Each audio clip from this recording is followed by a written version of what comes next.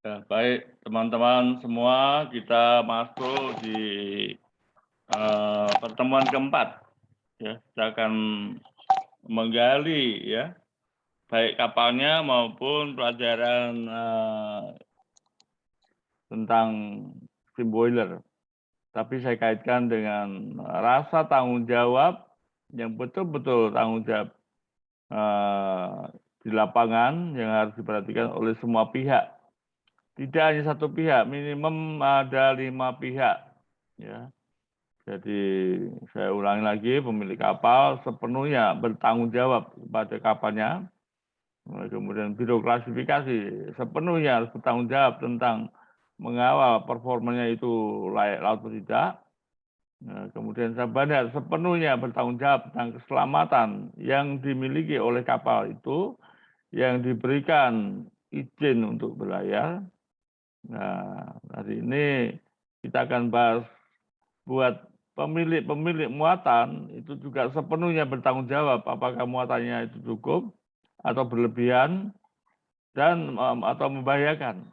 Ya sudah banyak terjadi yang karena muatannya tidak benar, tidak dengan prosedur, ya bahkan ada kelebihan muatan dan stabilitas itu juga pemilik kapal perlu mengetahui pemilik muatan perlu mengetahui ya, tidak hanya titip barang kepada alat pengangkut yang tidak benar. Di sini saya singgung juga electric cathodic protection. Itulah yang menjamin kapal ini sangat bagus. Ya, 50 tahun ternyata platnya masih tidak berubah. Ya, saya monitor juga teman-teman yang ada di sana. Saya tungkan jempol. Tentu perusahaan ini yang Cintana Thomas ada di Tuban, perlu perusahaan memberikan reward ya. Dan kemudian Argo Arjuna yang ada di PHE pantai bukan pantai di utara dari Pulau Jawa itu juga perlu mendapatkan reward ya. Ini karena sedangkan di remis saja bagi kami yang di offshore itu sudah bisa mendapatkan reward, entah itu berbentuk topi, berbentuk pakaian atau tas ya, tapi ada reward yang menunjukkan satu perhatian dari pemilik kapal. Di sini kami singgung sebentar ya, electric cathodic protection nanti disinggung di electric system control ya, dan di perawatan juga. Ada beberapa topik yang kami singgung soal ini ya. FSO Cintana Thomas tahun 2001 itu memiliki 162 ribu DWT, 162 ribu DWT ya, kurang nolnya ini ya. Kemudian 1 juta barel. Jadi kalau Anda melihat kapal ini kayak pulau ya, tingginya itu sekitar 30 meter, panjangnya 180 meter ya. Dari itu tepatnya ya kurang lebih itu. Kenapa saya diberi kesempatan untuk merawat selama 3 tahun lebih di FSO Argo Arjuna yang membangkitkan dari tidur atau dari layup kondisi 60% menjadi 80% dan bertahan hidup sampai hari ini. Nah, kalau ini memang dari awalnya sangat bagus. Cintana Thomas ya, perusahaan kami memiliki saham operasional 25%. Jadi setiap 3-4 bulan saya melihat-lihat ke kapal ini, sangat bagus. Ya. Mari kita lanjutkan. Ini sebagai pendahuluan. Baiklah, ya, ingin menyapa teman-teman kami yang ada, teman-teman dari Pasir, teman-teman dari semangat pagi teman-teman semua yang seprofesi maritim di darat maupun di kapal di seluruh Indonesia. Kemudian ya tentu dari Sabang sampai Merauke, dari Miangas sampai Rote. Yang di seluruh Asia ya, yang di Arab ya, atau di Laut Teluk Persia itu banyak sekali teman-teman yang ada di sana, merebut pasar, pahlawan divisi negara. Jadi jangan berkutat di dalam negeri terus ya. Jadi pelaut itu sebetulnya tidak akan kekurangan pekerjaan karena seluruh dunia ini bisa menjadi kompetensinya pelaut. Ya, di Afrika, di Amerika, di Australia maupun di Eropa itu kita boleh rebut dengan kesungguhan, dengan semangat, bukan hanya berdasarkan pengalaman saja, tapi harus berdasarkan pengalaman dan teori profesi. Ya tanpa suntian dari teori-teori profesi, Anda hanya mengandalkan pengalaman, ya, tidak ada penambahan yang signifikan terhadap profesi teman-teman yang di kapal. Ya. Inilah semua apapun kami sangat menghargai kepada seluruh teman-teman yang pelaut yang di darat maupun di laut yang sangat kami banggakan. Selamat pagi, Assalamualaikum warahmatullahi wabarakatuh. Salam sehat sejahtera. Mohon izin saya harus memperkenalkan diri sebagai Marine Chief Engineer, Marine Specialist, Marine Surveyor, Marine Manager, dan sebagai dosen ilmu pengetahuan tentang pelayaran. Mari kita lanjutkan. Ya, rasanya kepengen santai, tapi memang ini adalah gabungan. Kalau tadi mengawali kapal yang kita banggakan, kita perlu mengenal ketel uap pipa air utama. Kali ini kita sampaikan karena jangan sampai sudah kelas 2 atau T2 itu belum pernah punya pengalaman tentang ketel uap. Tentang ketel uap bantu, ketel uap pipa air. Kenapa? Ketika Anda akan masuki ATT 1, ya, baik di Jakarta, ya, ATT 1 hanya ada di Jakarta. Ya, waktu saya mengambil ATT 1 hanya ada di PP3IP saja, tapi sekarang ada di STB juga. Jadi ada 2. Paling tidak teori ini harus dimakan habis di ATT 2. Nah, tetapi alangkah ya baiknya kalau Anda juga pernah mengalami kapal yang memiliki ketel uap pipa air khususnya. Jadi ketika mengambil kelas 1 itu sudah punya pengalaman. Walaupun hanya sekali 6 bulan ya. Ini sangat penting karena pengalaman tidak bisa diceritakan begitu saja. Bagi teman-teman yang belum pernah pengalaman ya jangan sampai kalah dengan ATT 3, 4, 5 yang punya pengalaman boiler. Ini bisa nyata. Jadi saya sangat beralasan memberikan motivasi kepada Anda semua, ya generasi penerus. Kemudian untuk automation-nya akan mengikuti praktisnya. Kalau pengalaman barangnya tidak atau belum pernah, bagaimana akan bicara safety device-nya. Ini sangat penting bagi teman-teman ya. Anda mengenal konstruksi muka kapal, pemanas uap lanjut, aliran air dan uap, pemindah panas radiasi, konveksi, dan kondusif ya. Jadi ini poin-poin yang saya pilih. Jadi tidak tidak sudah mewakili untuk minimum mengerti lah tentang ya. Tentang pengalaman saya 3 perusahaan, tapi semuanya cukup lama. Kemudian ini setiap modul saya tampilkan ya tujuannya untuk dasar-dasar saya membuat buku itu seperti ini. Sebagai Marine Specialist, Marine Chief Engineer, Marine Auditor, Marine Manager, dan megang 3 rekor muri. Sebagai dosen maritim penulis buku wajar, sebagai dosen maritim yang berbanyak mengikuti training ya. Ada 3 alma mater yang jadi kebanggaan kami karena ini yang membesarkan saya, dan yang lebih istimewa lagi dengan kesungguhan hati saya diberikan beasiswa ya, nggak semua orang. Kalau waktu angkatan saya yang dapat beasiswa di BUMN ini hanya 2 orang. Untuk orang teknik saya sendiri, orang TK ada 1 orang. Di SPIP juga ya, itu banyak, ada 3 kelas. Ya mungkin ada 200 orang yang mendapat beasiswa ya. Tapi kalau di P3IP waktu itu hanya saya 2 orang juga ya. Mesinnya saya sendiri. Untuk bagian decknya ada seorang kapten. Ya, waktu ngambil ini saya sudah KKM 7 tahun berarti. Ya itu pun semua tidak pernah kita minta ya. Oke.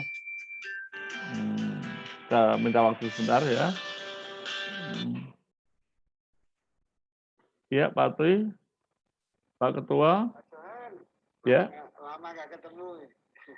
Gimana ya? Tapi sebentar ya, saya lagi Zoom ya. Nanti saya telepon. Ya.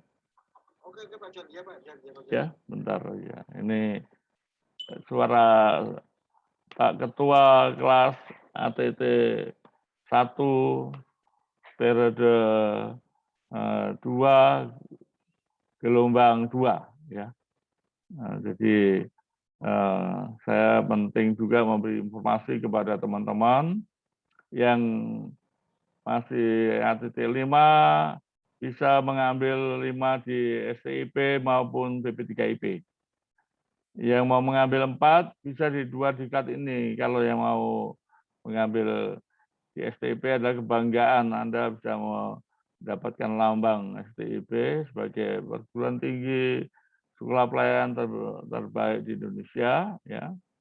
Kemudian Anda juga bisa ngambil 3 baik di STIP maupun di BP3IP. BP3IP ini boleh dibilang perguruan tinggi yang tertua di Indonesia dan balai besar ya. Bukan balai pendidikan tapi balai besar pendidikan yang pertama menerbitkan ATT 2 dan ATT 3, ATT 1 maaf ya. Waktu saya mengambil ATT 1 itu satu-satunya di Indonesia ya BP3IP. Dan sekarang terbuka baik BP3IP maupun STIP memberi kesempatan seluas-luasnya untuk teman-teman yang masih di bawah ya, menjadi oiler atau mudi untuk mengambil 5. Dari mengambil 5 adalah modalnya 1, keputusan. Tanpa ada keputusan semuanya mubasyir. Jadi kalau keputusan Anda sudah punya 5, maka akan terbuka pintu yang sangat luas ya. Karena akan di depan Anda ada yang kelas 4, ANT, ATT 4, 3, 2, 1, dan cita-cita Anda pasti akan cepat terkabul dengan ijazah laut ini. Karena ladangnya ada seluruh dunia, ya mancanegara, 7 samudra, 5 benua 7 samudra itu ladang Anda. Baik, saya lanjutkan lagi. Terima kasih tadi ada telepon ketua yang sedang mengambil kelas 1. Nah, pada saat ini saya mengajar kelas 1 setiap periode ada 4 kelas dan di STP juga mengajar kelas 1 sebagai generasi penerus kita yang sudah usur ya. Itu batasan 56 tahun masa kerja ada artinya ya. Jadi Anda pun mempersiapkan diri seperti itu. Kapal harus layak laut ya. Nomor 1, 2, 3 urutan tanggung jawab sudah kami bahas di bab 1, bab 2, bab 3. Bab 4 ini adalah pemilik muatan penumpang kapal niaga. Jadi termasuk kapal-kapal barang yang beratnya tidak teratur, ada yang di kontainer, ada yang di general cargo. Itu paling tidak pemilik barang tahu ya informasi kapalnya itu muatnya seberapa. Jangan sampai penataan muatan itu penumpang nggak tahu, pemilik muatan nggak tahu. Barang-barang berat tidak boleh taruh di atas, harus di bawah. Karena itu sangat mengganggu hitungan stabilitas. Jangan karena pelabuhan terdekat terus barangnya berat taruh di atas. Nah ini bisa aja begitu keluar pelabuhan tenggelam. Nah, tentu tidak diinginkan oleh semua pihak, baik pemilik kapal, biro klasifikasi, ya, sah bandar maupun pemilik muatan dan nakoda ya, bersama top manajemen dan kru. Ini penting himbauan kami. Ini pun juga suara dari para perwira siswa ya, baik dari STIP maupun BPTIP.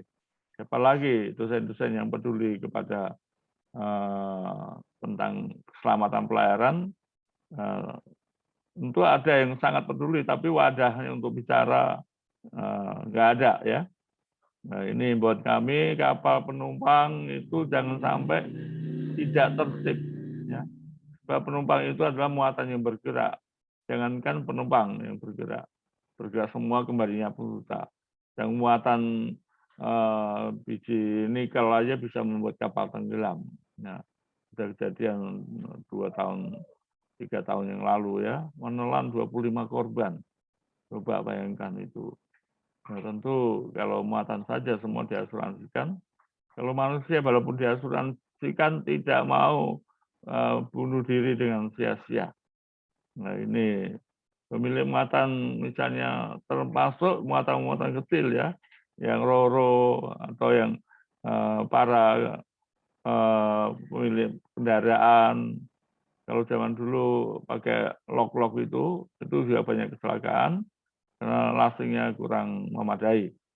Jadi diharapkan pemilik muatan juga mengingatkan para penumpangnya, mengingatkan para pemilik muatannya, atau mengingatkan nakoda dan mualim satu supaya stabilitasnya benar ya. Jangan sampai melebihi PIM Solmar karena ini sangat berbahaya. Coba kalau lebih dari 2-3 cm kalikan luas penampang kapal itu berapa puluh ton atau mungkin berapa ratus ton. Ya, ini himbauan kami yang bagian nautika mungkin lebih paham betul, tapi saya pun ya orang mesin juga sebagai bagian yang tidak terpisahkan bagi kru kapal. Kita masuk lagi, ini tentang kapal sudah dibahas kemarin ya, dari teman-teman teknik maupun nautik mempunyai visi misi yang sama bagi para pemilik kapal supaya mencerna ini sangat mudah diagram ini. Pemilik kapal, biro klasifikasi, usaha bandar bisa melihat ini dengan mudah. Jadi pada 5 tahun pertama kondisi kapal masih sedikit turun. Kondisi 10 tahun juga ya 10%. 15 tahun sebaiknya kalau good maintenance ada paling banyak 15% penurunannya. Sehingga pada saat 25 tahun ini adalah kapal menurunnya maksimal 25%. Jadi kondisi kapal masih 70%, 75% bisa layak laut. Diperpanjang untuk mencapai tahun ke-30 dan seterusnya. Ya, di awal pendahuluan tadi kapal kami FSO yang dipakai di Laut Jawa, tadi kondisinya permesinan 60%, tapi lambung masih 80%. Ya itu tidak berlaku juga, saya harus scrap ya. Tapi ya saya bangga sekali diberi kepercayaan untuk meningkatkan kondisi permesinan sampai 80% lebih. Ini sudah kami singgung, hanya mengingatkan kembali kepada teman-teman yang ingin cerdas, yang ingin berkarya, yang ingin memberikan yang terbaik untuk perusahaan, untuk perusahaan pemilik kapal, penyewa kapal, kepada semua instansi terkait. Nah, mari kita lihat boiler ini. Ya, ada internal superheater pipa air. Jadi di dalam internal ini inilah superheaternya ya. Ada yang single, ada yang double. Ya, ini bisa dilihat. Yang gambar ini 100% saya ya. Masih belajar menggambar manual. Jadi ini keterangan gambarnya ada di berikutnya. Nah, sebelum keterangan gambar, kita lihat gambar ketel uap tadi itu aslinya seperti ini. Ini mempunyai steam drum yang kecil, water drum di bawah lebih kecil lagi, dan ini saling berhubungan, dihubungkan dengan pipa. dia ada pipa generating tube ya, generating tube, pipa-pipa yang menghasilkan produksi uap, juga ada pipa dinding atau wall tube. Tapi ruangan dapurnya ini sangat luas, sedang airnya sedikit, sehingga produksi uapnya sangat cepat.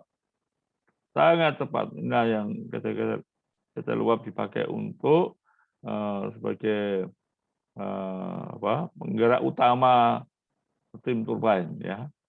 Ini disebut ketel uap air integral BNW atau BNW.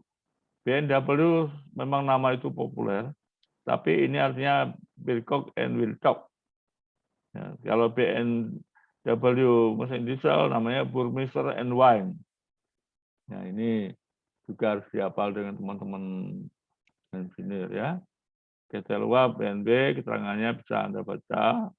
Saya tidak menjelaskan terlalu jauh, tapi bagi teman-teman yang mau santai, bisa dibaca pelan-pelan ya.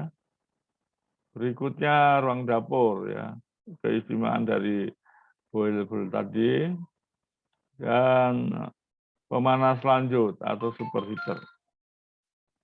Ya, ini jelas di garis bawahi, dia mencapai suhu lebih dari 400 derajat Celcius. Jadi nggak boleh kena orang. Dia mempunyai tekanan lebih dari 40 bar. Kalau kondisi ini ada pipa yang bocor, kemudian mengenai orang, ya tembus kira-kira itu. Ini tempat-tempat yang berbahaya di kapal itu sangat banyak. Kemudian ini jalannya udara dan gas kebakaran. Nah, tentu bisa dipelajari karena setiap pelajaran ini topik bisa mempunyai subtopik yang panjang. Yang jelas ada pergerakan udara dan gas pembakaran ini, atau bahan bakar sudah bercampur dengan udara dan panas untuk menghasilkan gas bakaran. Ini sangat penting diperhatikan. Ada yang model Babcock air steam boiler. Ini isinya pipa-pipa semua ya, untuk menghasilkan luas penampang produksi uap. Jadi model begini, waduh, agak ribet ya. Tapi kalau tadi populasinya yang paling banyak. Ya, kembali sebentar. Kalau Anda melihat ini, kemudian melihat yang mana tadi ya, yang nah ini bisa bayangkan kalau tidak dijaga airnya akan membuat kerak-kerak di dalam pipa, bahkan membuat jelaga-jelaga juga harus bersihkan. Nanti orang kalau ada satu bocor, orang itu harus masuk ke steam drum ini dengan merayap, karena di dalamnya ada tirai-tirai dan pipa-pipa yang sirkulasi air masuk. Ya, yang di bagian bawah ini water drum ya, ada manhole-nya kecil ini ya. Kita juga harus masuk ke dalam. Jadi kalau sudah takut duluan ya susah, lebih baik jaga kondisi ketel uap dengan benar. Ya. Kita lanjutkan. Iya, pemanas uap lanjut tadi sudah. Menjalannya udara dan gas bakaran. Jalannya air dan uap ya, ini semua perjalanan ini harus diikuti, berapa tekanannya, berapa suhunya, sampai naik ekonomisor itu tujuannya untuk ekonomisasi. Jadi di atas terobong atau gas buang sebelum keluar ke udara, dia dimanfaatkan lagi untuk memanaskan ekonomisor. Ya, dari situ kalau kapal berlayar tidak perlu bakar ketel lagi. Anda perlu tahu ketel uap itu satu dapur itu satu jamnya 500 liter. Ya, kalau dua dapur ya 1000 liter. Tetapi dengan adanya ekonomisor, gas buang yang masih tinggi suhunya, sekitar 200 lebih itu, dimanfaatkan kembali untuk memanaskan ekonomisor. Sehingga suhu gas buang yang keluar ya diharapkan tidak lebih dari 160 derajat Celcius. Baik, mari teman-teman kita lanjutkan bahwa di dalam drum air itu banyak sekali perangkat yang harus kita perhatikan. Ini teori dari pemahaman ketel uap saya cantumkan supaya Anda bisa mempelajari pelan-pelan apa artinya pemanas lanjut uap ya atau superheater itu, dan nanti di babak berikutnya ada perhitungan-perhitungannya. Ini economizer yang tadi kami tampilkan. Ya, air pengisian ketel ini untuk lebih pahamnya bagian-bagian ini bisa lihat di instalasi ketel uap tadi. Ya, ada di atas semua tuh. Baik, yang paling penting juga ya, kita mengenal bahwa panas, permainan panas atau pesawat steam boiler ini, kita lihat panasnya itu, pemindahan panasnya ada yang secara radiasi, yaitu terutama di dalam dapurnya. Kemudian pemindahan panasnya ada melalui konveksi, aliran gas buangnya itu melewati lebih dari 1.000 pipa-pipa air tadi ya. Jadi, dan karena jumlahnya banyak, jadi jumlah panas yang diserap cukup banyak. Kemudian ada melalui rambatan, yaitu konduksi. Konduksi ini biasanya terjadi di pipa dinding ya. Pipa-pipa dinding itu terjadi konduksi. Semuanya akan dihitung. Jadi kalau tingkat 3 ATT3 itu harus memahami semua bahasa teori ketel uap. Nanti di kelas 2 sudah enggak dibahas lagi, tetapi kepada perhitungan-perhitungan ya. Perhitungan-perhitungan ini sangat penting karena akan melihat kondisi kapal, produksi kemampuan dari kapal itu, dari pesawat itu juga ya. Dan akan dibahas sampai ke penelitian di tingkat 1 berikutnya. Jadi mulai dari ATT 54321 punya ilmu yang sama, tetapi tingkat pemahamannya beda ya. Ya, kalau kelas 1, 2, 3 anggap aja mengenal, tapi kelas 2 menganalisa dan menghitung untuk ruginya juga. Kalau kelas 1 meneliti, juga memaparkan dan bisa menjelaskan secara detail. Jelas mengenai motivasi berikutnya, ini kita kenali untuk latihan tugas ya. Kita tinggal bawa aja kertas yang kosong, kemudian oret-oret untuk menggali apa yang sudah. Sebab di dalam buku ajar itu, kalau ini bab 4 tidak dikuasai minimum 70%, maka tidak boleh masuk ke pelajaran berikutnya. Itu semua buku saya ada latihan tugas. Ya, jadi, dan satu lagi ya multiple choice, ya tidak saya tampilkan di sini. Jadi kalau bab 1 tidak bisa atau belum dikuasai sampai 70%, ya dia harus belajar lagi, baca ulang dari depan. Setelah melaksanakan multiple choice ya, artian sudah multiple choice, ternyata nilainya 80%, ya baru masuk ke bab 2 dan seterusnya. Ini apa ya, peraturan atau persyaratan untuk modul ya. Saya belajar dari mantan rektor Universitas Terbuka, Bapak Profesor Dr. Atwi Suparman MSc, ya, supaya bukunya Pak Ishak tahun 2012 direvisi memenuhi persyaratan modul buku ajar. Ada 25 komponen yang harus dipatuhi. Nah, kita bisa melihat bahwa buku ajar yang mungkin kalau bisa dilihat ini buat teman-teman ya, ketel uap ini sudah memiliki 25 komponen untuk menjadikan buku ajar. Di dalamnya yang tidak kita tuangkan adalah multiple choice yang akan masuki modul kedua. Karena ini merupakan beda buku, jadi tidak perlu lagi. Nah, jelas kita mulai berpikir tetap setiap mata pelajaran yang baru, ya, nah, kita perlu berpikir.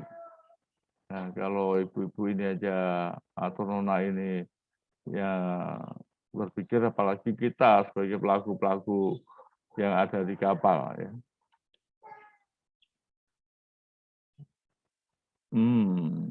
Ini ya Kak. Nah, baik, modul 4 sudah selesai. Kita pelajari betul untuk memasuki modul ke-5 ya. Bagi teman-teman yang interest, yang merasa berkenan, silakan subscribe dan like, kemudian di-share ya, berbagi ilmu kepada anak buah kapal ya, anak buah kita atau teman-teman yang lain. Ya, perlu kami ingatkan bahwa secara garis besar itu seorang nahkoda dan mualim harus mengenal boiler, ya, mengenal permesinan, ya, khususnya para mualim karena Anda akan menjadi nahkoda dan menjadi top manajemen, pemimpin top manajemen. Ini top manajemen adalah nahkoda KKM mualim 1 masuk 1, tapi pimpinannya adalah seorang nahkoda. Baik, terima kasih. Salam sehat semangat. Wassalamualaikum warahmatullahi wabarakatuh. Terima kasih untuk Anda semuanya. Sampai jumpa di bab yang ke-5.